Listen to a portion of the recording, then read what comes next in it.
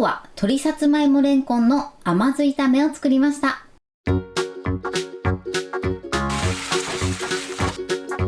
んにちは、料理研究家のゆかりです。このチャンネルはいろんな料理のレシピ、そして役立つ情報をご紹介していくチャンネルです。ぜひチャンネル登録して楽しんでみてください。今日は鶏さつまいもレンコンの甘酢炒めを作りたいと思います。はい、ということで今回は鶏肉、さつまいも、レンコン、こちらの3つの食材を甘酢炒めにしていきたいと思います。それぞれの食感を3つ楽しめるとても美味しい簡単おかずレシピです。材料も手軽で作り方もすごく簡単です。ぜひ最後まで楽しんでみてください。それではどうぞ。それでは今日の材料をご紹介します。材料はこちらです。鶏もも肉、さつまいも、レンコン、お醤油、お砂糖、お酢、黒胡椒、塩、片栗粉、白ごま、そして焼くときにサラダ油を使っていきます。ということで今回はこちらの材料で作っていきます。まず鶏肉は鶏もも肉を使っていきます。こちら1枚分でだいたい 300g になります。こちらは目安にしてください。そしてさつまいもとレンコンは今の状態で約 150g になります。あとはね、どれも手軽な材料で作ることができます。ということで早速こちらの材料で作っていきます。では早速作っていきます。まず鶏肉ですね。鶏肉はですね、余分な筋、脂、そして皮を取り除いていきます。筋とかはね、お肉からはみ出てるところとか、あとは気になるところだけ取ってください。あとね、黄色っぽい脂とかは臭みの原因にもなるので取り除きましょう。そしたら続いてお肉を一口大に切っていきます。鶏もも肉をよく見ていただくと、このように半分に分かれてるの分かりますかね。こちらが肉々しくて、こちらが筋々しい部分になってます。まずこれをね、半分に切ります。切り分けたらそれぞれ一口大に切っていきます。このように分けていただくと食感が均一になって歯切れが良くて食べやすくなります。あとは切りやすい感じで切っていきます。はい、お肉はこのように切ってください。そしたらね、お肉に下味をつけていきます。まずですね、お砂糖です。このようにね、お砂糖を最初にお肉に揉み込んでいただくと、お肉にコクが加わるのと、あとは柔らかい仕上がりになります。お砂糖のシャリッという感じがなくなるまで揉み込んでください。はい、OK です。そしたら続いて塩ですね。だいたい1つまみぐらいですね。下味をつけます。そしてあとは黒胡椒です。これで揉み込みます。今回ね、黒胡椒を使ってるんですが、普通の味塩胡椒とかでも OK です。こちらを使うまでこのまま下味をつけておきます。それでは続いてレンコンを切っていきます。まずね、レンコンは皮を剥いてください。皮を剥いたらこの先端の部分を切り落とします。そうしましたらこちらを縦半分に切ります。縦に切ったらあとは寝かせて、だいたい1センチから 1.5 センチ幅で切っていきます。はい、OK です。そして切ったレンコンは一度水にさらします。そしたら残りも同じように切っていきます。はい、全部切り終わりました。このままだいたい5分から10分ほど水にさらしておいてください。それでは続いてさつまいもを切っていきます。さつまいもは今回皮ごと使うので、あらかじめ水で洗っておいてください。そしたらまずね、両先端切り落としてください。さつまいもは硬いので手を怪我しないようにだけ注意して切るようにしてください。ではこちらをだいたい1センチ幅で切っていきます。そしたらこちらのさつまいもも水にさらします。さつまいもはこのまま5分水にさらしてアクを抜いてください。はい、5分経ちました。そしたら水を捨ててください。で、水切りしたらここにふわっとラップをかけます。必ずね、1箇所空気の出入り口を作っておいてください。こちらを電子レンジ 600W で4分加熱します。はい、今4分加熱しました。そしたらラップを取ります。すごくね、熱くなってるのでやけどしないように注意してください。こんな感じです。今ね、少しね、こうやって水分が出てるので、この水分を取り除きます。なのでこちらは一度ザルにあけてください。すごく熱いので注意しましょう。はい、このようにザルにあけておいてください。さつまいもの準備はこれで OK です。それでは続いてレンコンです。レンコンもこちら一度水を捨てます。はい、そしてザルにあけて、一度ね、キッチンペーパーで水分をしっかり拭き取ってください。ははい、これで OK です。そうしましたら続いてポリ袋を用意してください。このように口を開いて、この中に下味をつけた鶏肉、そしてレンコンを入れます。この中に片栗粉を入れてください。そして少し空気を入れて口を持って片栗粉を全体にまぶしましょう。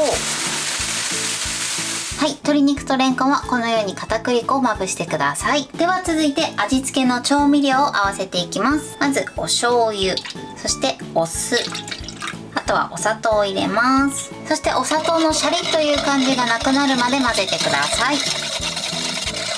はい、 OK です。調味料は焼く前にこのように混ぜておいてください。それではね、今から焼いていきます。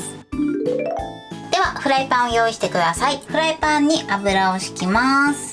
油を入れたら全体に伸ばしましょう。そしたらね、まだ火にかけない状態でお肉とレンコンを並べていきます。お肉に関しては皮目を下にして焼いてください。